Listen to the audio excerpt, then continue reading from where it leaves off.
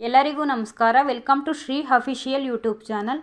ನಾನಿವತ್ತು ಉಯಿಗಡುಬು, ಖಾರದ ಚಟ್ನಿ ಹಾಗೂ ಸಿಹಿ ಚಟ್ನಿ ಮಾಡ್ತಾಯಿದ್ದೀನಿ. ಉಯಿಗಡುಬು ಅಂತ ಅಂದರೆ ಬೇರೆ ಇನ್ನೇನು ಅಲ್ಲ, ಇಡ್ಲಿನೇ ಉಯಿಗಡುಬು ಅಂತ ಅಜ್ಜಿದಿರ ಕಾಲದಲ್ಲಿ ಕರಿತಾಯಿದ್ರು.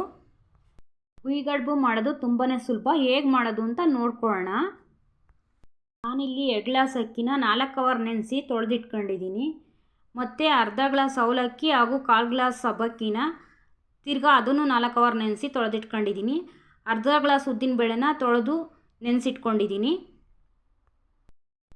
ವಾಶ್ ಮಾಡಿ ಇಟ್ಕೊಂಡಿರೋ ಅಕ್ಕಿ, ಉದ್ದಿನಬೇಳೆ ಎಲ್ಲನೂ ಇವಾಗ ರುಬ್ಬಿಟ್ಕೊಂಡು ಉಪ್ಪು ಸೇರಿಸ್ಕೊಂಡು ಒಂದು ಓವರ್ ನೈಟು ನೆನೆಸ್ಕೋಬೇಕು. ನೋಡಿ, ಈ ಅದಕ್ಕೆ ರುಬ್ಕೋಬೇಕು. ತೀರಾ ತೆಳ್ಳಗೂ ಅಲ್ಲ, ದಪ್ಪಗೂ ಅಲ್ಲ.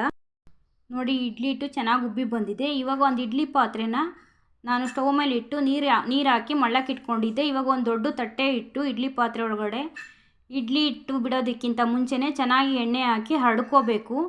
ನೀಟಾಗಿ ಎಣ್ಣೆ ಹಾಕ್ಕೊಂಡ್ರೆ ಉಯಿಗಡುಬು ಚೆನ್ನಾಗಿ ಎದ್ದೇಳುತ್ತೆ. ಇವಾಗ 4-5 ಸೌಟು ಇಡ್ಲಿ ಹಿಟ್ಟನ್ನ ಹಾಕಿ ಅದಕ್ಕೆ ಮುಚ್ಚಳ ಮುಚ್ಚಿ 20 ನಿಮಿಷ ಬೇಯಿಸ್ಕೋಬೇಕು.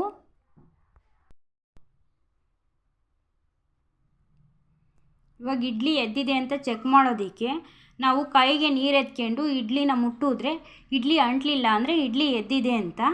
ಇವಾಗ ಇಡ್ಲಿ ಎತ್ತಬೇಕಾದ್ರೆ ಒಂದು ಚಾಕು ಸಹಾಯದಿಂದ ಎಡ್ಜಸ್ ಎಲ್ಲ ನೀಟಾಗಿ ಬಿಡಿಸ್ಕೊಂಡು ಎಬ್ಕೊತಾ ಇದ್ದೀವಿ. ಇವಾಗ ಉಯಿಗಡುಬು ರೆಡಿ ಆಗ್ತಾ ಇದೆ. ನೋಡಿ ಎಷ್ಟು ನೀಟಾಗಿ ಬಂದಿದೆ ಉಯಿಗಡುಬು. ಒಂದು ಫ್ರೈ ಪ್ಯಾನ್ ಇಟ್ಕೊಂಡು ಮೆಣಸಿನ್ಕಾಯಿ ಹುರ್ಕೊಳ್ಳೋಣ. ನಾನು 4 ಬ್ಯಾಡಗೆ ಮೆಣಸಿನ್ಕಾಯಿ, 6 ಕೆಂಪು ಮೆಣಸಿನ್ಕಾಯಿ ಹಾಕ್ಕೊಂಡಿದ್ದೀನಿ. ಮತ್ತು ಬೆಳ್ಳುಳ್ಳಿ, ಕರಿಬೇವು ಸೇರಿಸ್ಕೊಂಡು ಫ್ರೈ ಮಾಡ್ಕೊತಾ ಇದ್ದೀನಿ. ಇದು ಚೆನ್ನಾಗಿ ಫ್ರೈ ಆಗಿದೆ. ಇವಾಗ ನಾವು ಚಟ್ನಿಗೆ ಕಡಲೆ 1 ಬೌಲು, ಕಾಯಿ 1 ಬೌಲು, ಕಡಲೆಬೀಜ ಸ್ವಲ್ಪ, ಹಸಿಮೆಣಸಿನ್ಕಾಯಿ ಇಲ್ಲ, ಕೊತ್ತಂಬರಿ, ಹುಣಸೆಹಣ್ಣು, ಉಪ್ಪು ತೊಗೊಂಡಿದ್ದೀನಿ. ಇವಾಗೆಲ್ಲ ಐಟಮ್ಸ್ನೂ ನಾನು ಮಿಕ್ಸಿ ಜಾರಿಗೆ ಹಾಕ್ಕೊಂಡು ಉಪ್ಪು ಸೇರಿಸ್ಕೊಂಡು ನೀರು ಸೇರಿಸ್ಕೊಂಡು ಚೆನ್ನಾಗಿ ನುಣ್ಣಗೆ ರುಬ್ಕೊತಾ ಇದ್ದೀನಿ. ಈಗ ಖಾರದ ಚಟ್ನಿ ರೆಡಿಯಾಗಿದೆ. ನಾವು ಒಗ್ಗರಣೆ ಮಾಡ್ಕೊಳ್ಳೋಣ. ಒಂದು ಫ್ರೈ ಪ್ಯಾನ್ಗೆ ಎಣ್ಣೆ ಹಾಕ್ಕೊಂಡು ಸಾಸಿವೆ, 1-2 ಮೆಣಸಿನ್ಕಾಯಿ ಮುರಿದು ಹಾಕ್ಕೊಂಡು ಮತ್ತು ಕರಿಬೇವು ಹಾಕ್ಕೊಂಡು ಸ್ವಲ್ಪ ಹಿಂಗೆ ಹಾಕ್ಕೊಂಡು ಒಗ್ಗರಣೆ ಹಾಕ್ಕೋಬೇಕು.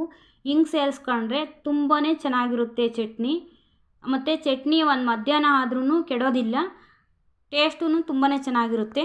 ಇವಾಗ ಸಿಹಿ ಚಟ್ನಿ ಮಾಡ್ಕೊಳೋದಕ್ಕೆ 1 ಬಟ್ಲು ಕಾಯಿ, 1 ಬಟ್ಲು ಕಡಲೆಬೀಜ, 1 ಬಟ್ಲು ಬೆಲ್ಲ, ಏಲಕ್ಕಿ ತೊಗೊತಾ ಇದ್ದೀನಿ. ಒಂದು ಮಿಕ್ಸಿ ಜಾರಿಗೆ ಕಾಯಿ, ಕಡಲೆಬೀಜ ಹಾಕ್ಕೊಂಡು ಫಸ್ಟು ನೀರು ಸೇರಿಸ್ಕೊಂಡು ಚೆನ್ನಾಗಿ ನುಣ್ಣಗೆ ರುಬ್ಕೋಬೇಕು.